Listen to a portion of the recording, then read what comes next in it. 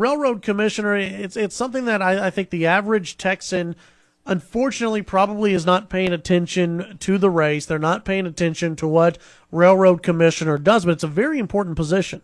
Yes, it takes care of our oil, gas, and lignite and uranium, the minerals under the ground, the gift God gave us that made Texas different from California. So what do you bring to the race to help Texas into the future?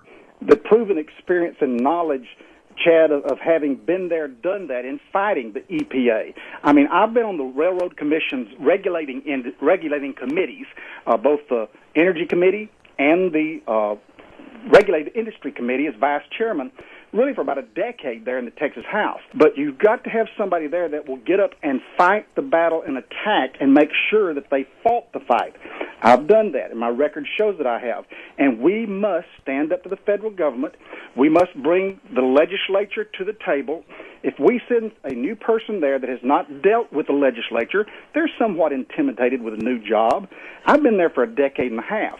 I'll walk over to the Energy Committee chairman in the House and say, we need funding to make sure this doesn't work. I'll walk over to the PUC and say, we need to do this, that, and then get with the Attorney General. I've been there and know how you bring the groups together to fight the battle. You don't do it by yourself.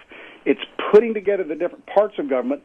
And I bring to the table that I'm not an employee of an oil company. I don't have an oil company. I don't have vested interest in that. And too many times I think citizens go to the table, and the big companies, the lobbyists, etc., they have their lawyers. They have their representatives.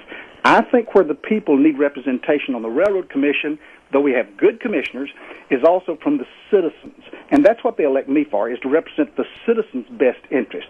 And that does include make sure we stay number one in oil and gas production, which means I'm friendly toward the companies, but we've got to protect the citizens.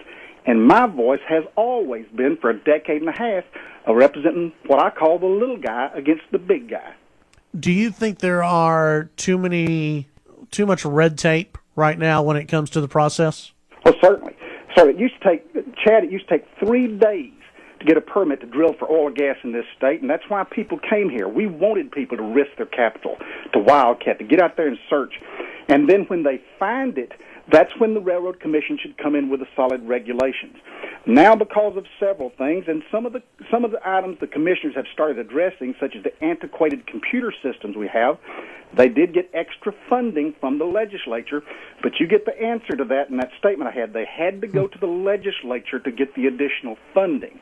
And that's where I bring to the table 14 years of having people in that House that I can go over to, or the Senate, and sit down immediately and start negotiating that we need this to expedite the processes in the oil and gas industry. I'm the only experienced, proven fighter against the EPA and the other forces from Washington that's in this race. Wayne Christian, Republican candidate for Railroad Commissioner. You can visit his website, Christian for Texas. It's spelled out for Texas.com. I appreciate your time, and we'll talk with you again during this process.